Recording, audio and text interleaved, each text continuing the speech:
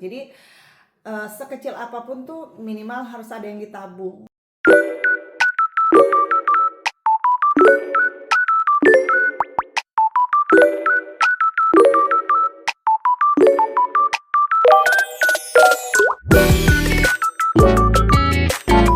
Hai, welcome back bersama Mama Louise dan Mama Riley.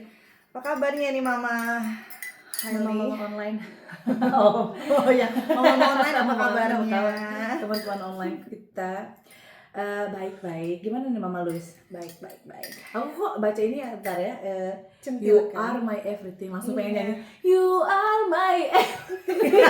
Oh, jadi nyanyi. Aku jadi nyanyi. Iya kan, centil kan gelasnya kan? Anak-anak sambil minum teh. Kita minum Yusate tadi. Yusate itu teh Korea. Teh Korea. Lekker. Mulai obrolan kita nih. Iya. Kita mau ngobrolin tentang keuangan. Iya. Memanage uang gitu. Yes. Jadi kita mau kepoin dulu ya. Sekarang Mama Reli nih, dulu kamu di Indonesia tuh gimana? Gimana aku manage Uangnya. keuangan pas di Indonesia? Kamu tuh tipe yang royal gembira gitu atau kayak aku wanita yang sayang dengan sangat menabung beruang dan suka menabung. Iya, Yaitu gemar Mama Louise menabung. gemar menabung. Pangkal kaya. benar kok. Benar. Coba kita kembali lagi kepada saat aku masih bujang, masih single ya. Pada saat pertama abis lulus kuliah, kuliah sih ya nggak punya uangnya, ya udah sih pasti Masih ngeliat orang tua aja ya, ngeliat orang tua. Tapi aku juga udah mulai kerja kayak sales girl gitu. Oh ya, Jadi aku tetap nabung kalau misalnya keperluan di kos-kosan zaman dulu tuh aku bayar uang sendiri, aku nggak minta papa aku sih. jadi kamu emang tipenya suka menabung. Suka menabung. Oke. Pada saat itu suka menabung, terus ya karena memang itulah the way of life ya, itu salah satu untuk bertahan. Nah, kemudian aku kerja, pas kerja itu agak lumayan kaget karena punya uang, jadi aku agak sedikit spending sih, jadi agak sedikit hedon. Tapi aku tuh selalu mengukur kemampuan. Iya. Berapa gaji aku, berapa yang bisa aku spend, bisa aku keluarkan ya uangnya, sama yang berapa yang harus aku tabung. Jadi pokoknya tuh buat aku pantang banget di rekening aku tuh 0 rupiah. Jadi kayak harus at least tuh kalau aku misalnya ada emergency lah gitu. Jadi nggak hampir. Jadi kamu harus secure ya. Oke. Gitu. Kalau Mama Louise sendiri gimana nih? Kalau aku tipenya kayaknya kita 11-12 deh. Jadi aku juga orangnya yang belanja itu sesuai dengan isi dompet, isi tabungan aku gitu. Jadi sekecil apapun tuh minimal harus ada yang ditabung. Tapi kan aku juga ada orang tua, jadi aku juga waktu itu soalnya setelah aku kerja gitu ya, itu papaku udah meninggal. Jadi aku juga membantu mamaku lah. Mamaku kan dapat duit pensiun juga ya, jadi aku membantu mamaku juga. Nggak tahu ya, kalau itu kan emang jiwa aku aja gitu ya. Soalnya aku juga masih ada kakak yang juga pastinya ngebantu mamaku. Tapi aku tuh tipe orang yang pokoknya nggak royal yang berbelanja di luar kemampuan aku. Pokoknya aku tuh akan merasa secure kalau punya uang tabungan gitu ya, dan berbelanja tuh sesuai dengan kemampuan aku. Kalau aku lihat sesuatu yang mahal banget gitu ya, ya aku bakal mikir 2 kali gitu, butuh nggak itu. Nah, sekarang sudah tinggal di Belanda, gimana Mama? Nah, setelah tinggal di Belanda, di kehidupan aku tuh naik turun juga sih. Jadi pada saat pertama kali di Belanda kan, ya ampun, namanya juga aku waktu itu au pair ya, jadi uangnya juga nggak banyak. Tapi aku tuh tetap nabung loh. Setelah aku beres au pair, aku masih ada berapa ya? Aku bisa nabung 1.000 euro.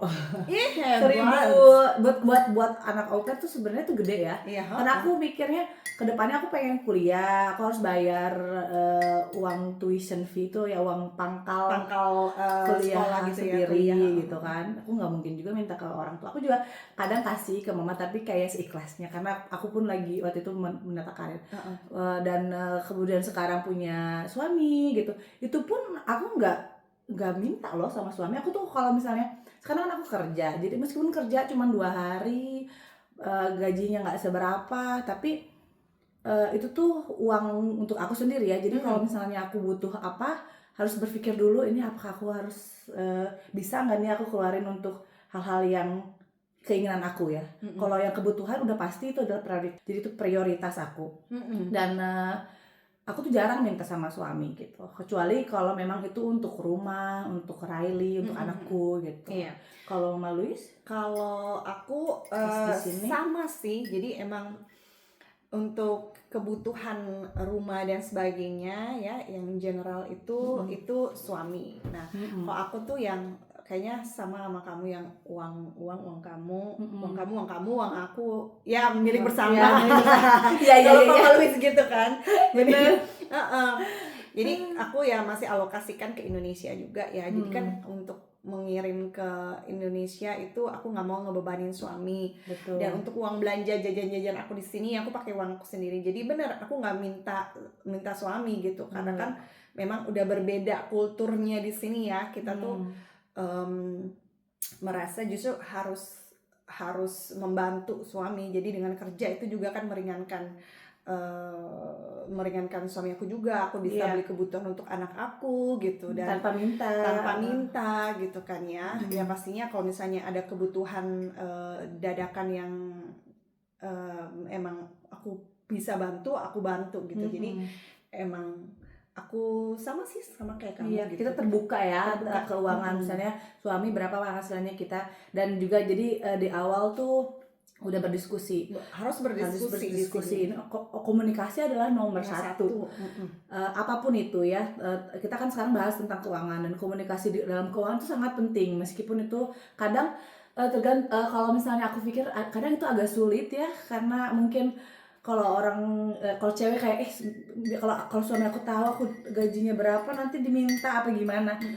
Tapi kalau misalnya kita udah komunikasikan, terus kita tahu oh ya suami kita punya anggaran untuk bayar ini, bayar rumah, bayar itu gitu kan, buat dia itu. Terus aku misalnya aku bantu-bantu untuk groceries untuk makan di rumah.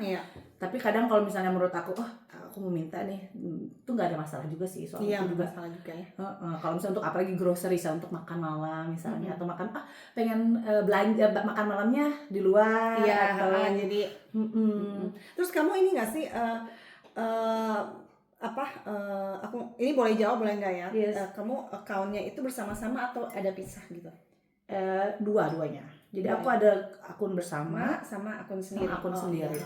Dan itu tapi kita dua-duanya juga cek sama-sama. Jadi kalau misalnya aku kadang tim tuh kayak tanya berapa lagi nih duit kamu, segitu, berarti dia tahu udah don't spend too much, karena itu mungkin untuk emergency-nya aku gitu. Dan kita tetap punya tabungan bersama, dan kita sama-sama isi gitu si calengan itu. Nah, itu kita spending bareng-bareng. Gitu. Iya, aku juga juga gitu. Jadi kalau si Vincent udah bayar semuanya kan, karena tagihan itu kan langsung dari rekening dia ya. Jadi sisanya itu baru dia masukin ke rekening bersama gitu. Tapi kalau aku tuh kayak seikhlas. Kayak seikhlasnya aja kalau masukin gitu ya gitu. Karena memang aku tuh mikir yang kalau ada tagihan-tagihan kan juga, aku kan ada tagihan-tagihan juga ya, tapi nggak banyak sih, paling Spotify gitu. Iya kan kayak gitu, kayak Spotify, handphone, internet kadang kan. Asuransi aku juga bayar sendiri ya. Kalau asuransi aku bayar sendiri gitu. Itu juga lumayan loh teman-teman. Nggak tahu, aku seneng sih, banyak sih yang istri asuransi dibayar suami gitu ya. Tapi kalau aku bayar sendiri, karena dari aku sebelum nikah sama Vincent kan aku juga udah bekerja gitu. Jadi ya emang udah dari sononya, jadi sampai nikah pun masih ke bawah gitu. Kecuali kalau emang aku udah nggak kerja, jadi ya pastinya aku bisa ambil dari rekening bersama. Tapi so far sih aku memang bayar sendiri gitu ya. Gitu. Ya kita udah sangat mandiri sih ya. Iya, harus bersyukur tuh Vincent dan tim. Kita tuh emang udah cantik ya kan, terus mandiri. Itu. Intinya sih kita kesadaran diri gitu ya. Gitu. Sebenarnya kerja nggak kerja itu pilihan. Tapi kalau kita tuh emang dari sananya itu emang sudah seperti ini mentalnya ya kan, jadi iya. ya Itu it's a good thing.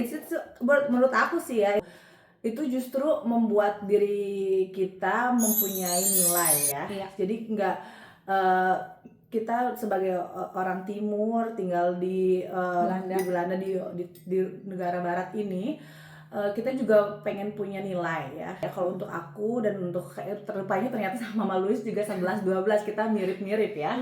Kalau mau spending apa tuh kayak mikir dulu gitu. mikir dulu. Kalau aku tuh gitu, karena kalau dibandingin sama dulu ya, kalau dulu kan pastinya finansial sebelum menikah itu kan pasti berbeda sama sekarang ya gitu. Dan kerja juga di Indonesia yang kerja di mining company dengan jabatan aku, ya aku nggak bisa sefoya-foya seperti yang seperti di sini ya. Maksudnya di sini kan nggak beda karir sama di Indonesia gitu. Iya betul banget. Mungkin kalau karir yang sama di Indonesia terus dapat gajinya di sini mungkin lebih banyak gitu kan. Tapi di sini udah ada uang, tapi justru aku malah sudah kebawa dengan cara aku yang emang orangnya saving money gitu ya, sukanya menabung, bijak ya. enggak ya yang nggak suka boros-boros gitulah. Kalau memang nggak penting dan nggak mampu, itu yang penting ya, jangan memaksakan kalau nggak mampu. Kalau memang punya nggak apa-apa mau beli, it's okay. Karena aku tuh pernah juga lihat ya, ada yang ngepost gitu ya, dia tuh cowoknya cewek itu tuh kerjaannya cuma bersih-bersih kah atau tukang masak gitu ya, aku lupa. Terus yang posting dia beli barang branded gitu, terus ada yang nyinyir komen gitu. Menurut aku it's okay gitu. Kalau terkadang kan kita tuh sering ya, maksud terkadang kita juga boleh lah ya memberi reward sama diri kita gitu. Penting juga gitu ya. Nah balik lagi, kalau memang kamu ada dan kamu cukup dan itu tidak membebani kamu nantinya, it's okay. Itu kan urusan orang masing-masing ya gitu. Benar banget. Gitu. Tapi kalau dari aku, sekarang aku akan berbelanja sesuatu yang nggak buat aku menyesal aja gitu. Iya gitu. Aku tuh tipe orang yang nggak akan terpengaruh, misalnya tetangga aku beli apa I don't care gitu. Iya bagus.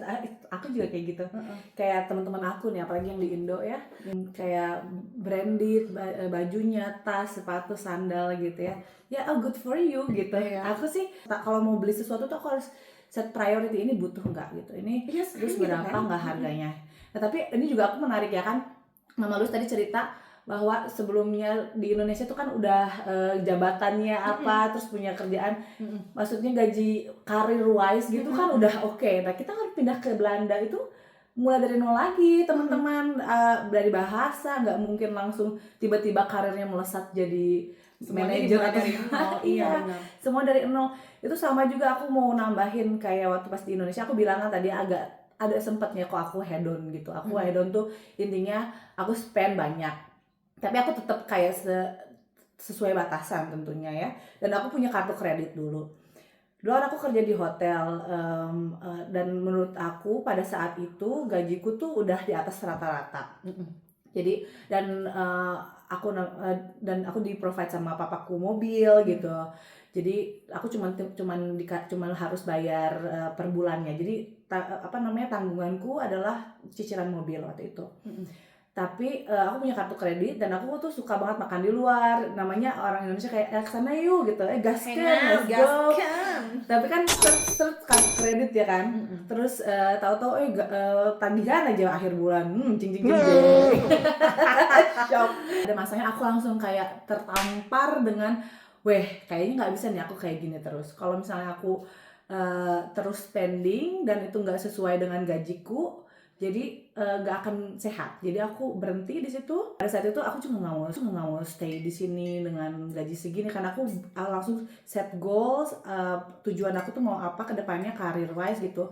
Kalau misalnya aku udah langsung aku inget nih aku punya mimpi ingin kuliah di luar negeri. Itu langsung membuat aku kayak save uang tuh, tabung gitu. Nah gitu. Kalau jadi Mama harus gimana? punya goal ya untuk ke depannya gitu. Benar-benar. Kalau aku emang suka aja nabung karena mungkin karena papaku tuh meninggal di usia aku waktu itu SMA ya. Jadi aku tuh ada kayak ketakutan, aduh jangan sampai nanti finansial aku jadi nggak bagus gitu. Jadi emang dari sekarang harus nabung gitu loh. Oke, seru banget seru ya banget Mbak ya hari kita. ini. Oke, see you ya. Semoga next suka ya. time. Bye bye.